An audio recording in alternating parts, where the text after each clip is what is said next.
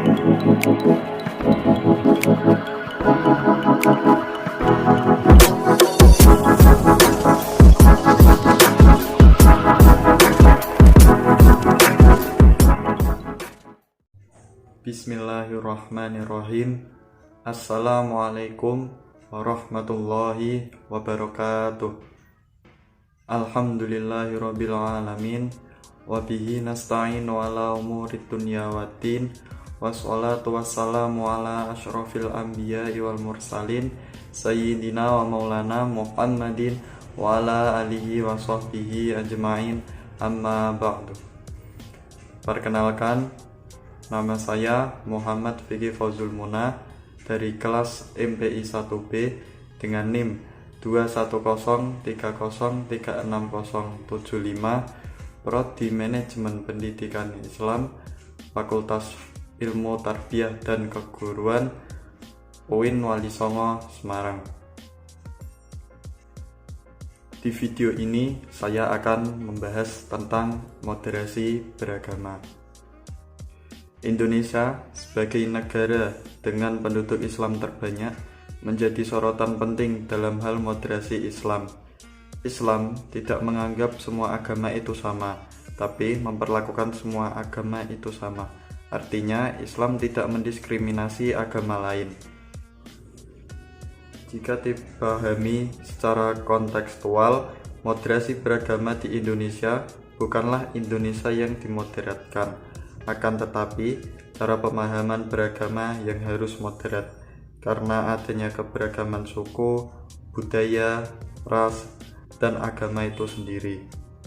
Sikap moderat yang dimaksud yaitu tawasud, i'tidal, tawazun, dan tasamuh. Moderasi beragama tidak berarti mencampur adukkan kebenaran dan menghilangkan jati diri masing-masing. Sikap moderasi tidak menistakan kebenaran, namun moderasi beragama lebih terbuka menerima bahwa di luar diri kita ada saudara sebangsa yang juga memiliki hak yang sama dengan kita sebagai masyarakat yang berdaulat dalam bingkai kebangsaan.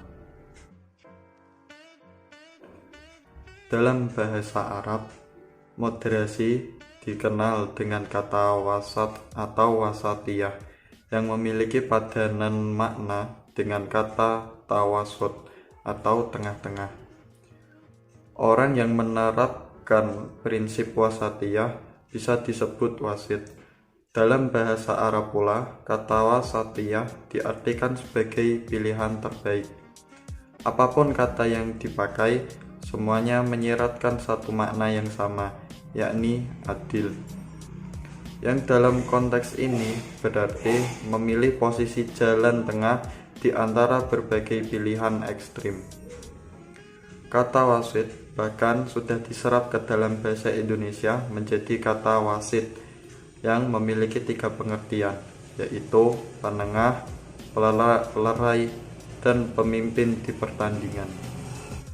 Beragama adalah memeluk atau menganut suatu agama. Sedangkan agama itu sendiri mengandung arti sistem, prinsip, kepercayaan kepada Tuhan dengan ajaran kebaikan dan kewajiban-kewajiban yang bertalian dengan kepercayaan itu. Di Indonesia, agama yang diakui oleh negara adalah Islam, Kristen, Hindu, Buddha, dan Konghucu. Jadi, moderasi beragama adalah cara pandang kita dalam beragama secara moderat, yakni memahami dan mengamalkan ajaran agama dengan tidak ekstrim, baik ekstrim kanan maupun ekstrim kiri. Dalam konteks beragama, sikap moderat dengan demikian adalah pilihan untuk memiliki cara pandang, sikap, dan perilaku di tengah-tengah di antara pilihan ekstrim yang ada. Sedangkan ekstremisme beragama sebagai cara pandang, sikap, dan perilaku melebihi batas-batas moderasi dalam pemahaman dan praktik beragama. Ada hadis-hadis yang menerangkan tentang moderasi beragama.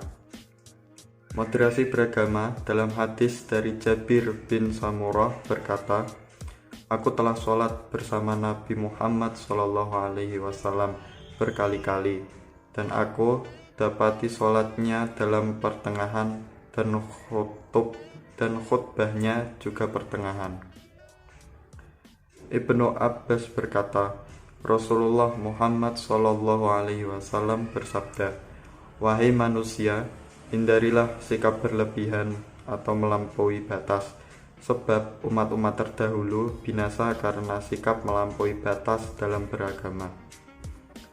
Abdullah bin Mas'ud berkata, Rasulullah Muhammad SAW bersabda, "Binasalah orang-orang yang melampaui batas." Beliau mengulanginya 3 kali. Al-Quran Surat Al-Hujurat ayat 13 dan Ar-Ra'd ayat 3 telah mengikrar janji pasti untuk umat Islam bahwa mereka akan sejahtera, rukun, dan damai, bisa hidup berdampingan dengan suku, bangsa, dan agama lain kalau mereka mampu menggali dan memahami nilai-nilai keseimbangan hidup dan moderasi beragama dalam Al-Quran, karena dengan penggalian tersebut akan terkuak misteri kehidupan.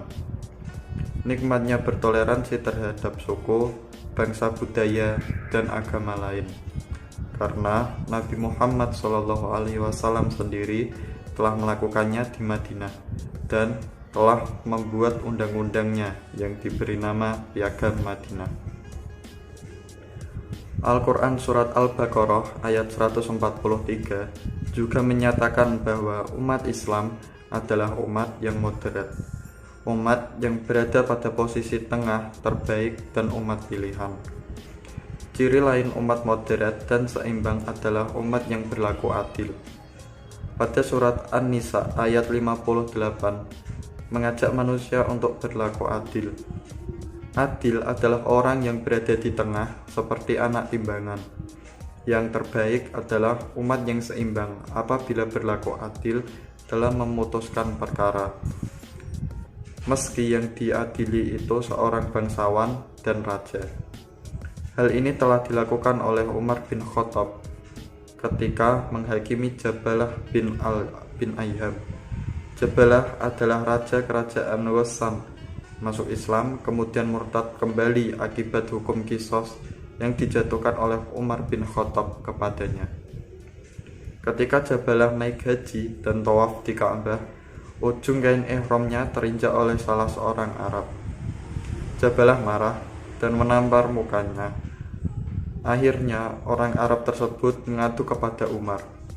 Umar memanggil Jabalah dengan menerima tamparan yang sama, karena dalam Islam hukumnya harus adil, tidak ada beda rakyat jelata dengan raja.